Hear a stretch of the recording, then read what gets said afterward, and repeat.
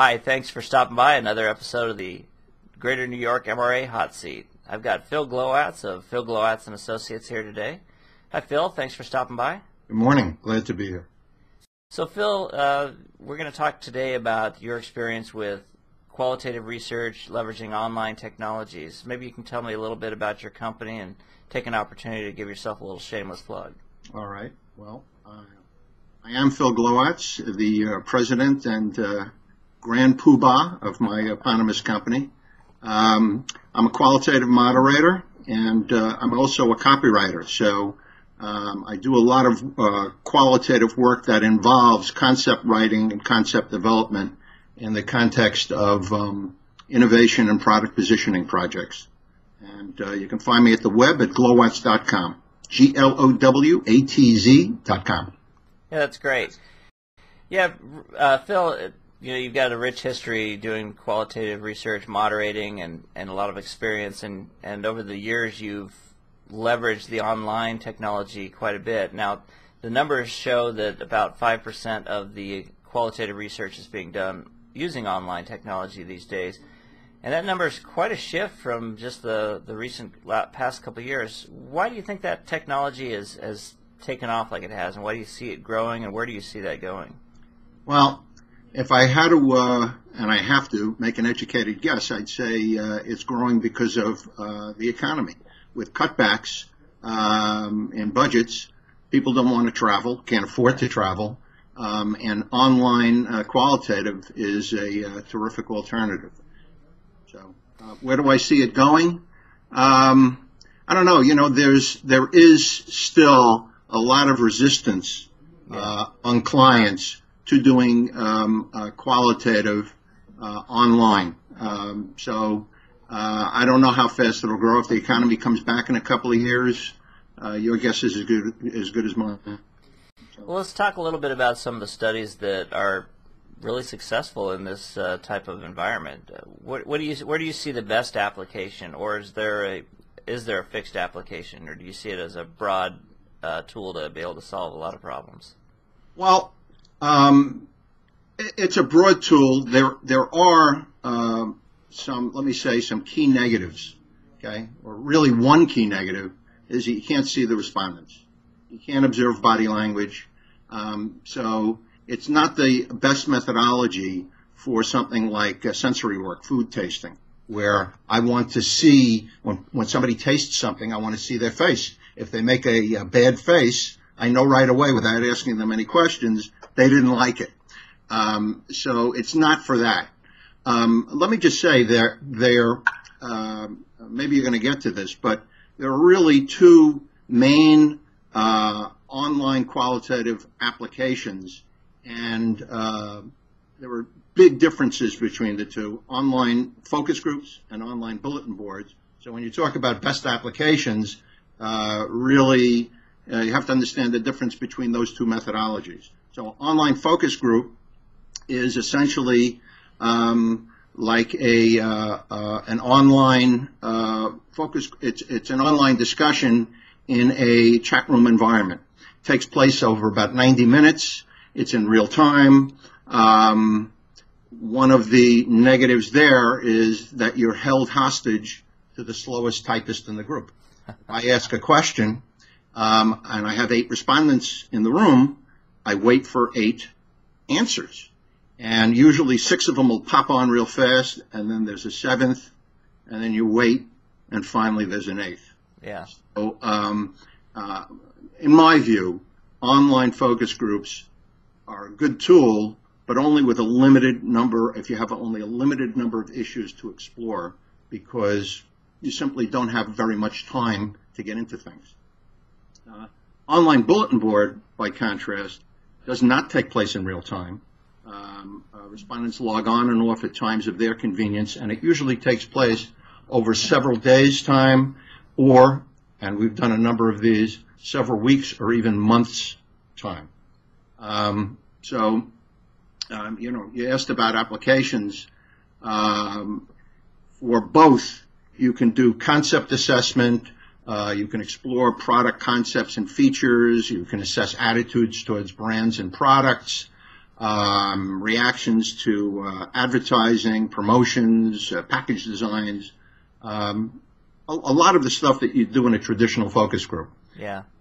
You can also, and you can't do this very efficiently, let me say, in a traditional focus group, is get reactions to websites. You can do a type of usability test, both in online focus groups and in bulletin boards, where you give respondents exercises to complete on your website, and then probe them on what their experiences were, their reactions, things of that sort. Send them to the sites of competitors. There, I think online has a really big advantage because they're already in the environment, as opposed to something projected on a screen in a focus group, in an in-person focus group. Yeah, that's great. Now, you had shared a story with me about a study you conducted with a really hard-to-reach audience. I don't know if you could have reached this audience through any other means, but you mentioned, I believe it was projects involving plant engineers. Maybe you could talk a little bit about that. Okay. Well, this is with now online bulletin board. Online bulletin board, let me just say, is really good getting at hard-to-reach targets generally, like executives, doctors, engineers, people who, if they would come to a focus group, would give you maybe 60 minutes of their time. They'd want $400 or $500, and they'd be looking at their watch for the last 10 minutes. Online, you can get them over several days, or a lot less incentive, and they'll really give you a lot more of their time. So the project that you mentioned, we interviewed, I believe it was 24 or 25 chief plant engineers at food and pharma plants. Food and pharma plants have to have a special type of flooring to comply with, in the case of food plants, USDA regulations and FDA regulations for the pharma plants. And we were able to interview these engineers over 3 days' time about installation of the floors, use of the floors, maintenance, problems they had. We even showed them a number of product concepts for different types of flooring chemicals. Yeah, that's great. Never get these people in a traditional group. I was going to say, do you think that study could have been successful with any other methodology? I really have a hard time seeing that being an audience you could reach. Or maybe phone interviews. Yeah. But then you wouldn't have the interaction that you have when you have 25 engineers in a group, and a lot of them are, frankly, maybe trying to pontificate about, their beliefs and opinions, relative to the other participants in the group. So you don't have that give and take in a phone interview. Yeah, you also talked about a home use study, which I thought was a really interesting application. It really kind of opened my eyes to the viability of this because of the fact you can do this over long periods of time. But you talked about this home use test for technology products. So maybe you can talk a little bit about that. Yeah, and I'll tell you a couple other long-term studies that we did.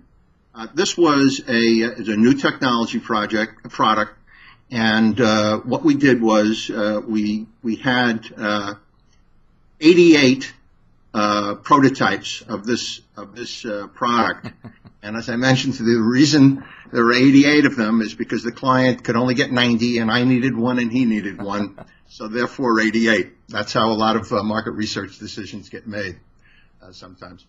And anyway, so we mailed out the product to respondents who had been recruited ahead of time along a pretty strict list of criteria.